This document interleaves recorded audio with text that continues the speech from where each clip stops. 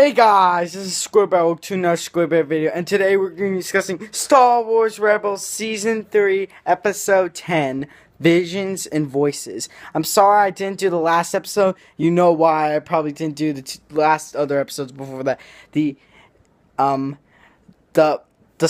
Squadron, that was terrible. The one with the Wanaku job, disappointing. Well, the Inside Man, I didn't have time. I like to do that, but this time I'm doing Visions and Voices. Alright, let's begin. We first start off with Ezra and the other rebels trying to plan attack on Lothal against Grand Admiral Thrawn, when all of a sudden Ezra gets visions of a person who he doesn't know until he comes like behind Ezra, and he discovers it's Maul. Then they all try and calm him down, and he thinks he's seen dreams. Well, Hera thinks it's something to do with the Force, but he doesn't know. But then he sees Maul again, and then he decides to strike at him, and it was actually a person, a rebel, who he was almost about to kill, which I think that would deserve court-martial, and maybe 20 years in prison. I'm just kidding.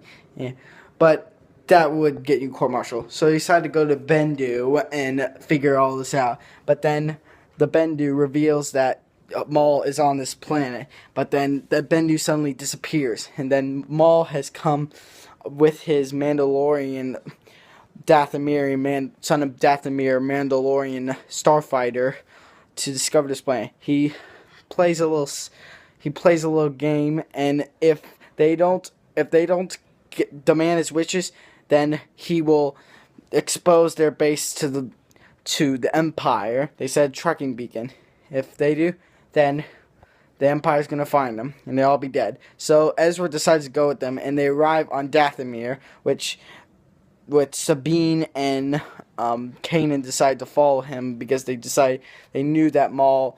They knew he would run off after Maul, so they decided to track him. And then we see Maul's trinkets and treasures, and he has a bloodied painting of Satine.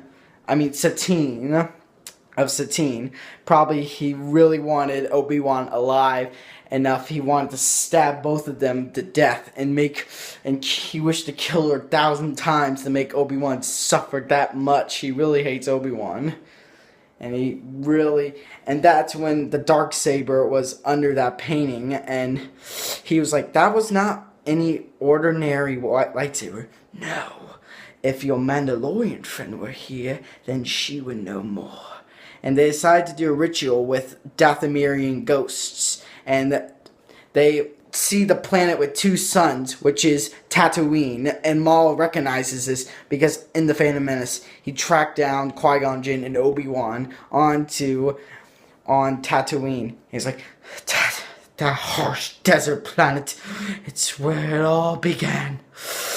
And also, Ezra discovered who he saw in the vision and what it means, and also it's where the Skywalker family were born, and we'll get to that later. Right now, let's just go. Alright, so Kanan and Sabine come in, and then they get possessed by the witches, the witch ghosts. And then Maul leaves to go track down Kenobi, which we'll see in the other video.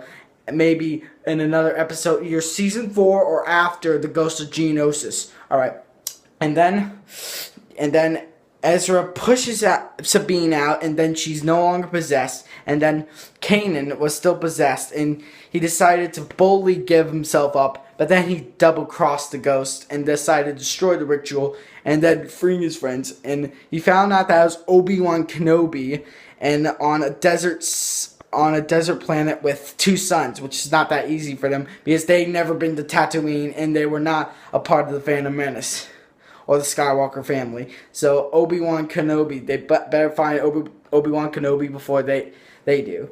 And then Sabine picks it up, the weapon, and then decides to keep it. And in the trailer we saw that Sabine had it without the glowing eyes, the green glowing eyes. So that must be on Tatooine, probably. So we might see Tatooine after the Ghost of Geonosis, or maybe she has it on Geonosis. We don't know. But we'll talk about the next video. Alright, I hope you guys like this video. Leave a comment below if you did. And remember, may the Force and the squid be with you. Peace out, guys.